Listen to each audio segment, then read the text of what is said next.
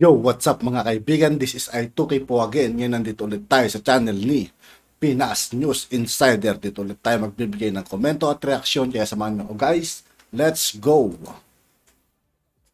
Trending ngayon sa social media. Sa wakas, good news.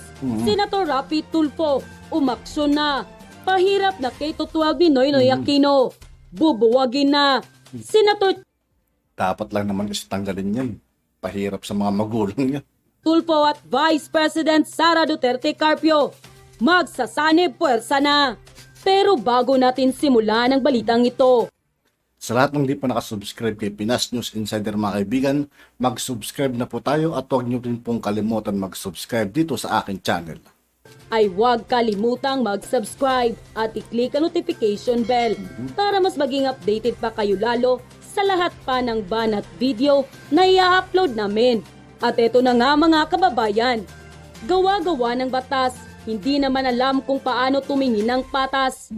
Ito ang naging salita at pagbibitiw ng statement ni Senator Rapi Tulfo sa kanyang programa, kung saan pinatatamaan ng mga nagpasa noon ng K-12 program na di umano'y nagpahirap lamang sa maraming mga magulang at kabataan na obligadong dumaan sa senior high school.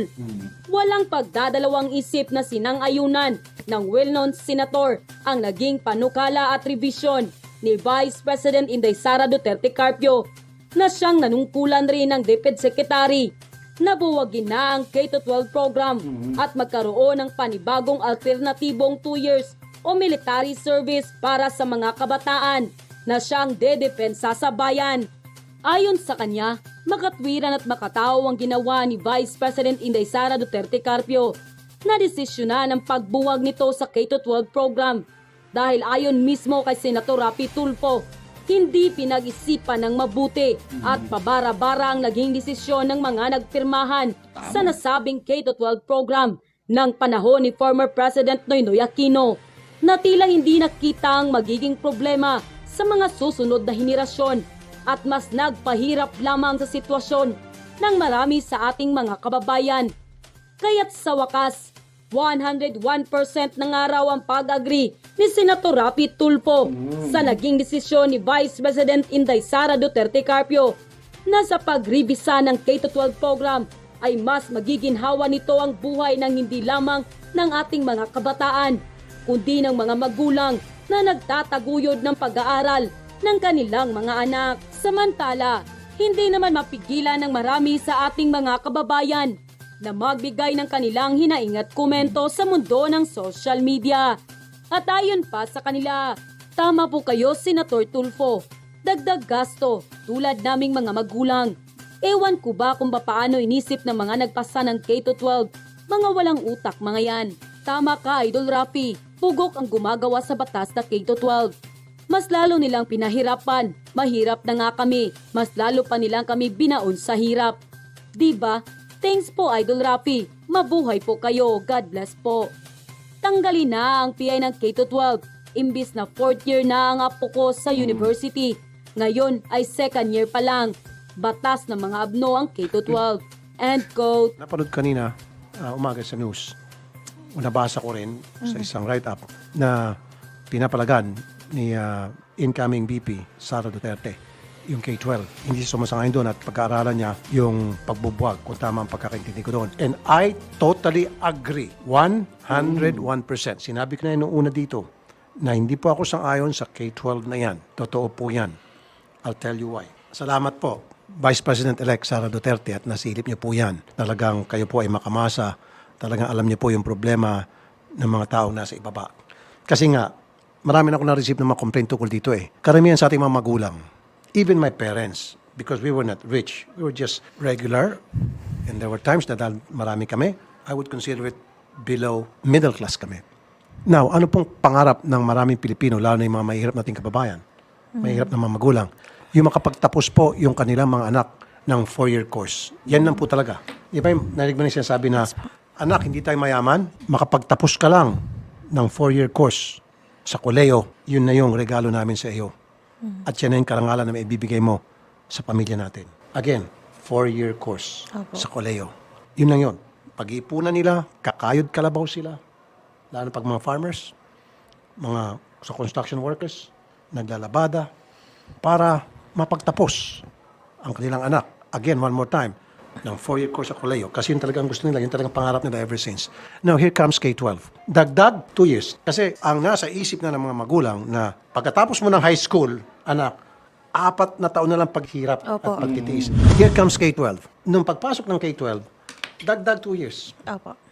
Di ba sabi ko kanina, ang inisip ng mga magulang, lalo yung mga mahirap natin mga kababayan, na may mga anak na pinapaaral sa koleyo. Pangarap nila, after high school, 4 years na lang ang paghihirap ko, tapos ka na, tutulong ka na sa mga kapatid mo. Di ba yun yun? Like Exactly. na- Opo. Pagpasok ng K-12, napurnada. Aba, kailangan another 2 years. So, imbis na 4 years, 6 years pa ang bubunuin nila after ng grade 6. Kasi grade 7, 8, 9, 10, 11, 12. O, dagdag ng 2 years. Di ba? Opo. Kasi 4 years po sa secondary po. Now, bukod pa dyan, kulang sa struktura. Siyempre, kulang sa mga classroom. As it is, nung wala pa nga K-12, kulang na tayo sa mga classroom. Kulang sa mga classroom. Yung mga ibang estudyante dyan, sa ilalim ng puno ng mangga, puno ng akasya. Dahil kulang na. Wala pang K-12 yan noon ha. Then pumasok yung K-12. So, 2 grade ang naidagdag, saan mo isisik yun?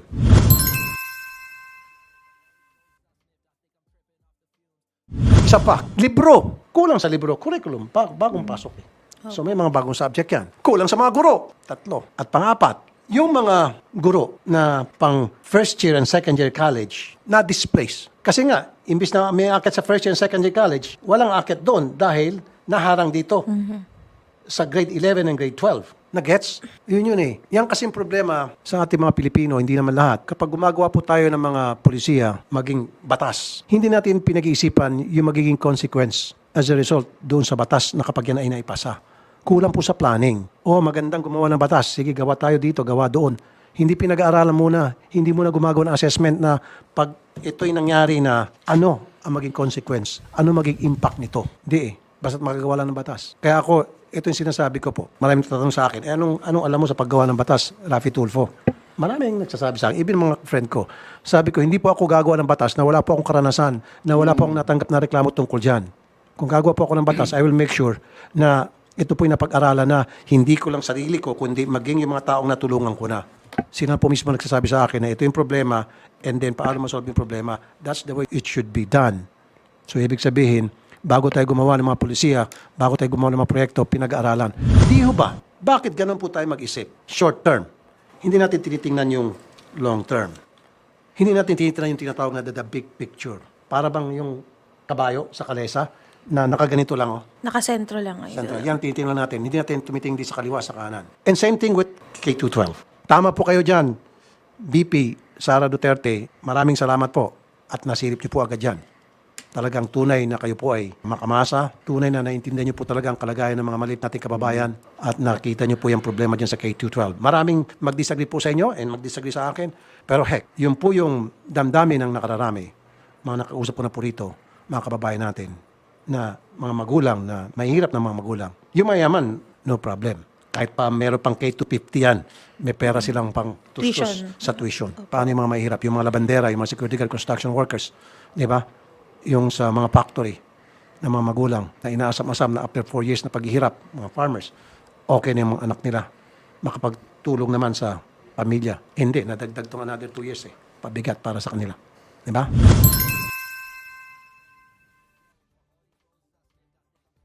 Lahat din po ng netizens ngayon, Idol Rafi, approve din Yes. po sa sinasabi po ninyo. Marami talagang mga magulang na nagdi-disapprove niyan.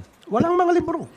Kung before K-12 nga, nagkakagewang-gewang na, nagkakamali-mali ng mga spelling, mga spokering. Mali-mali na yung mga nakasulat doon sa libro, sa entries ng mga libro. Nung wala pang K-12, ngayon nagdagdag at 2 grade. Di siyempre, bagong kurso dyan, mga bagong subjects, panibagong sakit sa ulo naman. Hindi pa nga nyo natapos yung ayusin yung mga nakalagay doon sa mga libro nyo, mali-mali.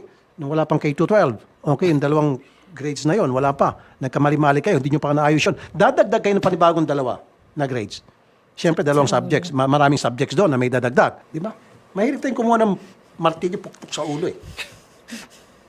Di ba? May nakausap nga ako ng mga professor kahapon. Mga professor to, dean, Yes po. sa UP. Ang problema kasi, karamihan sa atin, is basta't makagawa lang ng something at masabing they did something. At makilala sila tumatak na akong gumawa niyan. Proyekto At ko yan. maraming Opo. mag-agree. And then later on ay mali pala. Again. At yun nga po mga kaibigan, dito po natapos ang ating reaction video. Muli ako po si I2K ng Sundalo ng Tunggalo at 811. Maraming salamat sa patuloy na pagsuporta. Yeah. Peace out.